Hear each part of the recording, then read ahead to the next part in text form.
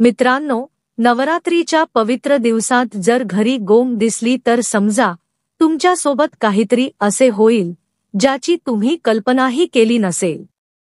नवरात्रीत घरात गोम दिसल्यामुळे तुमच्या रात्रीची झोपही उडू शकते। कसे ते जाणून घ्या मित्रांनो। आपण गोमबद्दल बोलणार आहोत, पण त्याआधी तुम्ही अजूनही जय माँ दुर्गा कमेंट बॉक्समध्ये लिहिलेले नसेल तर जय माँ दुर्गा कमेंट बॉक्समध्ये लिहा। मित्रांनो, गोम हे अनेक पायांचे एक कीटक आहे जे घरोघरी दिसते। हे कोणत्याही ऋतूत दिसू शकते। हे अत्यंत विषारी असते। गोमला अंधारात आणि ओलसर ठिकाणी राहायला खूप आवडते। कुजलेले कपडे, जुने कपडे जे अनेक दिवस धुतलेले नसतात, बक्सात पडलेले कपडे, जुने कपडे, कपाटाच्या खाली, बाथरूमच्या खाली, विटांच्या खाली गोम दिसणे खूपच सामान्य गोष्ट आहे। त्यामुळे गोमला घरातील सर्वात आवडते ठिकाण म्हणजे जिथे ओलसरपणा असतो, जसे की बाथरूम, स्वयंपाकघर, कपडे धुण्याचे ठिकाण किंवा कपड्यांमध्ये आढळणे खूपच सामान्य आहे। परंतु ज्योतिषशास्त्रानुसार गोमचे महत्त्व शुभ किंवा अशुभ संकेतासाठीही असते। ज्योतिषशास्त्रानुसार गोमचे स्वामी राहू ग्रह आहे। राहू हा अत्यंत रहस्यमय ग्रह आहे। हा ग्रह कोणालाही रंक बनवू शकतो तर कोणाला अष्टलक्ष्मीचे वरदानही देऊ शकतो। धनसंपत्ती मिळवून देऊ शकतो। घरात जर गोम दिसली, जी तिच्या नैसर्गिक निवासस्थानापासून खूप दूर असते, तेव्हा ही एक असामान्य घटना आहे आणि ती शुभ किंवा अशुभ संकेत दर्शवते। मित्रांनो, गोम एक रहस्यमय कीटक आहे। हे तुम्हाला श्रीमंत करू शकते किंवा एका क्षणात गरीबही करू शकते। अशा स्थितीत नवरात्राच्या पवित्र प्रसंगी गोम घरात दिसणे शुभ असते की अशुभ ते आपण जाणून घेऊ। मित्रांनो, जर गोम घरात निघते आणि घरातील एखाद्या व्यक्तीच्या पायाखाली येऊन मरते तर ते खूपच चांगले संकेत मानले जाते। पण याचा अर्थ असा नाही की गोम दिसली की तिला पायाने चिरडून मारावे, कारण तेव्हा त्याचा काही अर्थ निघणार नाही। जर नवरात्रीच्या पवित्र दिवसात चुकून गोम पायाखाली येऊन मरते तर ते शुभ संकेत मानले जाते। गोम चुकून पायाखाली येऊन मरल्यास त्याचा अर्थ असा आहे की एक मोठे संकट येणार होते जे आता टळले आहे। गोम हे विषारी कीटक असते, त्यामुळे तिला पायांनी मारण्याचा प्रयत्न करू नका। जसे की आपण सांगितले आहे, गोम राहू ग्रहाशी संबंधित आहे, त्यामुळे जाणून बुजून गोमला मारल्याने राहू ग्रहाचा दोष लागू शकतो। म्हणून चुकूनही गोमला मारण्याचा प्रयत्न करू नका आणि नवरात्रांच्या दिवसात तर असे चुकूनही करू नका। यामागे एक कथा आहे जी आम्ही तुम्हाला सांगू। मित्रांनो, नवरात्रीच्या वेळी जर कोणाच्या घराच्या मुख्य दरवाजावर मृत गोम दिसला तर त्याचा अर्थ खूपच शुभ मानला जातो। जर घराच्या मुख्य दरवाजावर आधीच गोम मृत पडलेला असेल तर त्याचा अर्थ असा आहे की घरात कोणाची खूप वाईट नजर लागली होती, जी तुमच्या सत्यकर्मांमुळे दूर झाली आहे आणि राहू तुमच्यावर प्रसन्न आहे। त्यामुळे तुम्हाला संकेत देण्यासाठी त्यांच्या कृपेनेच तुमच्या घराच्या मुख्य दरवाजावर मृत गोम दिसला आहे।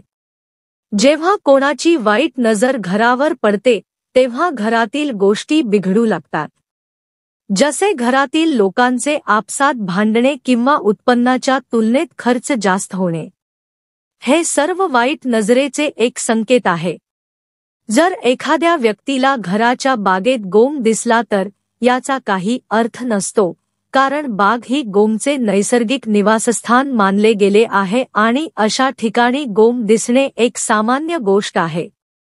मित्रांनो, पण जर बागेत रोजच मृत गोम दिसू लागले तर ही असामान्य बाब आहे आणि हा एक संकेत आहे की बागेत काही नकारात्मक शक्तीचा निवास होता, जो आता तिथून निघून गेला आहे आणि त्याचाच संकेत देण्यासाठी राहू ग्रहाच्या प्रेरणेने पुन्हा पुन्हा मृत गोम दिसत आहेत। जर एखादी व्यक्ती नवरात्राच्या पवित्र दिवसात गोमला जाणून बुजून मारत असेल तर हे खूपच धोकादायक आणि पापतुल्य कार्य आहे। जसे की वर सांगितले गेले आहे की गोम राहू ग्रहाचे प्रतिनिधित्व करते। जर कोणी राहू ग्रहाच्या प्रतिनिधी जीवाला मारत असेल तर त्या व्यक्तीवर राहू ग्रहाची क्रूर दृष्टी पडते, ज्यामुळे त्या व्यक्तीला मोठ्या अडचणींना सामोरे जावे लागू शकते। मित्रांनो, राहू ग्रह खूपच रहस्यमय ग्रह आहे, जो कोणत्याही राजाला एका क्षणात रंक बनवू शकतो किंवा कोणत्याही भिकाऱ्याला एका क्षणात राजा बनवू शकतो। त्यामुळे चुकूनही गोमला मारू नये। स्वप्नात कोणत्याही प्राण्याला मरण पावलेले पाहणे अशुभ मानले जाते। जर कोणत्या व्यक्तीला गोमशिवाय दुसरा कोणताही प्राणी मरण पावलेला दिसला तर याचा अर्थ त्या व्यक्तीचा राहू ग्रह बिघडलेला आहे। जर एखाद्या व्यक्तीने नवरात्रात मरण पावलेला जीव पाहिला तर समजून घ्या की देवी माता तुमच्यावर रुष्ट झाल्या आहेत आणि तुमच्या घरात अडचणी तसेच गरिबी येऊ शकते। मित्रांनो, म्हणूनच स्वप्नात गोम मरण पावलेला पाहणे अशुभ मानले गेले आहे। स्वप्नात मृत गोम पाहण्याचा अर्थ असा आहे की येणाऱ्या काळात त्या व्यक्तीला नक्कीच मोठ्या अडचणींचा सामना करावा लागू शकतो। वाहन काढताना गोम दिसल्यास सावध रहा। जर तुम्ही कुठे जाण्याच्या तयारीत असाल आणि तुमची गाडी घरातून बाहेर काढत असाल तेव्हा जर तुमच्या गाडीसमोर गोम दिसला तर हा शुभ संकेत नाही। देवी माता मानो तुम्हाला सांगत आहेत की तुम्हाला बाहेर जाण्याची आवश्यकता नाही, नाहीतर तुमच्यावर राहूचा प्रभाव पडेल। मित्रांनो, जर कुठे बाहेर जाताना गोम दिसला तर तो अशुभ संकेत मानला जातो। गोम राहू ग्रहाने प्रेरित होऊन तुम्हाला संकेत देत आहे की यावेळी प्रवास काही काळासाठी थांबवा। जर कोणाला घरातून बाहेर पडताना गोम दिसला तर प्रवास अर्ध्या तासासाठी थांबवा। शक्य आहे की त्या वेळेला प्रवास करताना पुढे काही दुर्घटना होऊ शकते आणि याच्यावरून गोम राहू ग्रहाने प्रेरित होऊन तुम्हाला सतर्क करत आहे। मित्रांनो, याशिवाय आम्ही तुम्हाला सांगतो, स्वप्नात पिंपळाचे झाड लावणे एक शुभ संकेत मानले जाते। हे जीवनात सुख, समृद्धी आणि शांततेचे प्रतीक आहे। देवी माता तुम्हाला धन धान्याने भरून टाकणार आहेत। मित्रांनो, शास्त्रानुसार जर स्वप्नात देवी माता तुमच्या घरात येत असतील तर समजून घ्या की तुम्हाला देवी माता धनसंपत्तीने समृद्ध करणार आहेत। स्वप्नात काली मातेला पाहणे म्हणजे शत्रूवर विजय मिळवणे असे दर्शवले जाते। स्वप्नात माता सिंहावर स्वार झालेल्या पाहणे म्हणजे कोर्टात विजय मिळवणे आणि शत्रूवर विजय मिळवणे दर्शवते। स्वप्नात मातेसमोर येणे म्हणजे हे एक प्रमाण आहे। असे भक्त देवी मातेचे भक्त असतात, जसे की श्रीधर, माता राणीच्या स्वप्नात येणारे भक्त जे मनाने पवित्र आणि सत्य असतात। जे लोक रडतात पण कोणाला सांगत नाहीत ते सदैव माता राणीसमोर आपले संपूर्ण जीवन समर्पित करतात।